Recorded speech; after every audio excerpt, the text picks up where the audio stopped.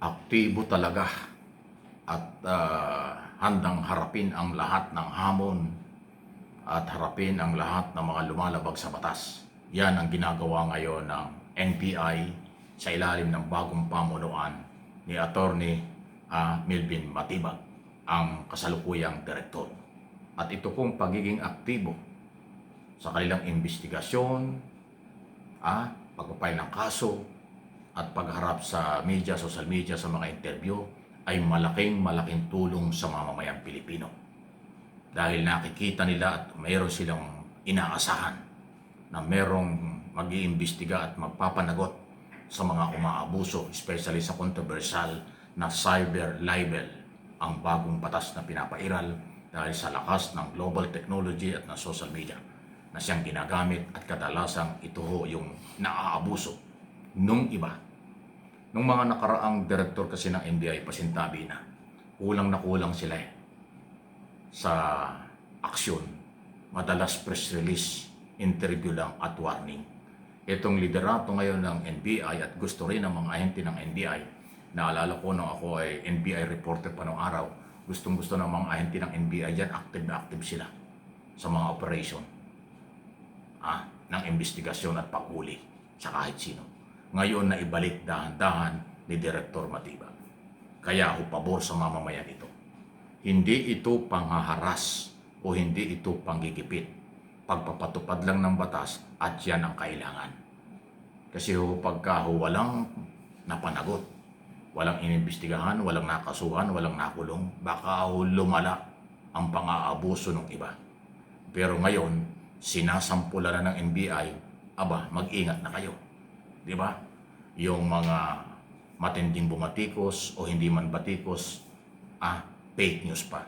Alam nyo, kahit bumatikos kayo, kung kayo may basihan, okay lang yun. Panindigan ninyo. Pero kung fake news, talagang walang katotohanan, tapos pinaninindigan ninyo, hindi pwede yan. Yan po ang hinaharap ngayon ng mga gumagawa nito. Marami ng personalidad sa social media influencer o political vlogger ang kinasuhan o inimbestigahan, kinasuhan at naipakulong na. Pinakahuli nga itong kay Mr. Jose Sonsa, Jay Sonsa, na kilalang broadcaster pero hindi ko alam kung bakit siya nagkaganyan. Ayan, pinakulong.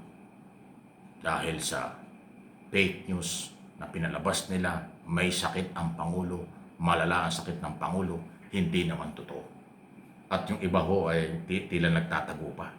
Alam ko kasama dyan si Eric, si Ellis, kinasuhan din yan. Sunod-sunod ako ang kaso Hindi ka naman kayo kakasuhan kung walang paglabag sa batas. Kung talaga namang, kung fake talaga, hindi ko pwedeng ibaliwala yan. Kasi nga yan ay labag sa cyber libel. Okay?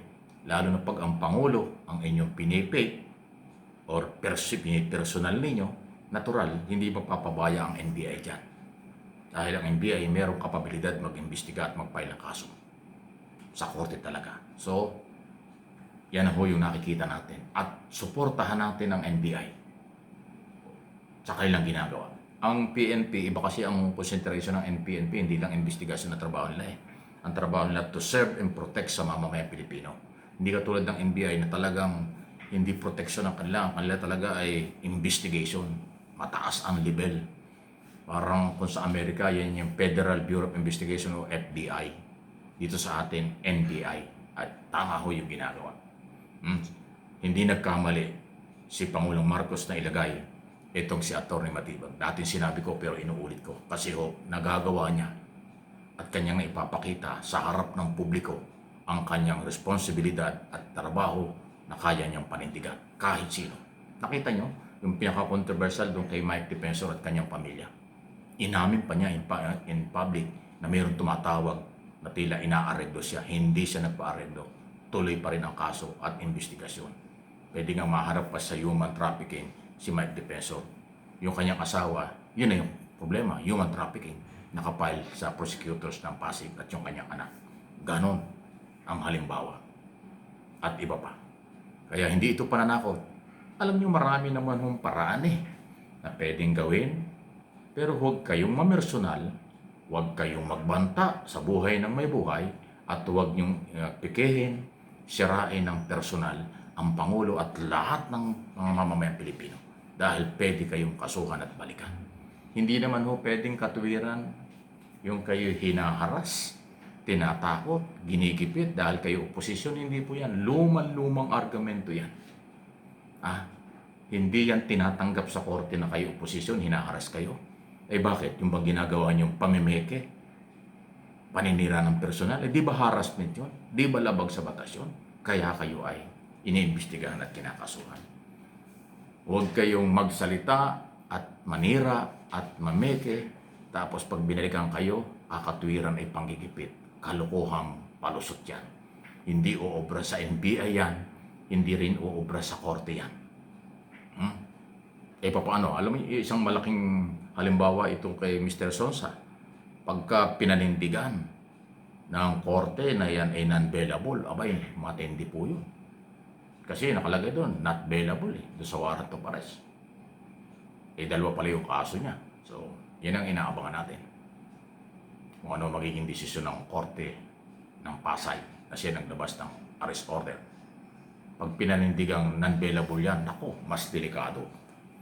Pero wala tayong magagawa, korte yun Ngayon kung babaguhin yun, o di makakalaya si Mr. Sonsa. Pero hindi ibig sabihin makakalaya siya, malayang-malaya na siya uling gumawa ng fake news. Malayang-malaya na siyang gumawa ng kalokohan. Hindi. Dapat matuto na siya dyan.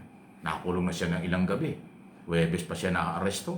Kung makakalaya ng Lunes, ngayong araw na ito, ay di ilang gabi siyang natulog sa jail ng NBI. Malaking aral yan. Sabagay, sanay na siya dyan. Pangalawang beses na siyang nakukulong Dahil nakulong siya doon sa ibang kaso naman. Sa Quezon City Jail nakulong siya dati, nahuli rin siya ng NBI ba? Doon naman sa recruitment agency ba yun? Promotion, something, ibang issue yun. So pangalawa na ito, sanay na siyang makakulong. Pero walang kadala-dala. Anyway, doon sa iba, huwag kayong magtapang-tapangan, huwag kayong mang-abuso na ang piling nyo, kayo ay protektado sa lahat ng oras. Hindi. No one is above the law. Ayun, Lalo na pag ang Pangulo ay yung siniraan ng personal at pinik, nako, hindi magdadalawang isip ang NBI na kayo ay imbestigahan at hulihin. Napaka-aktibo. Mabuhay ang NBI. Yan ang kailangan natin para sa pagdisiplina at pagpapatupad ng batas. Yan ay tamang-tama sa mga panahon ito. Okay? Hindi kayo magkakaproblema kung hindi kayo aabuso. Hindi kayo maimbestigahan kung wala kayong maling ginagawa. Ganong kasimple lang ho ang katwiran dyan. Kaya dapat, ulitin ko, maging maingat, maraming pamamaraan ng malayang pamamahayag, ng walang sabit at walang pananagutan. Issue lang. Huwag kayong mamersonal. Please like and share. Subscribe and follow.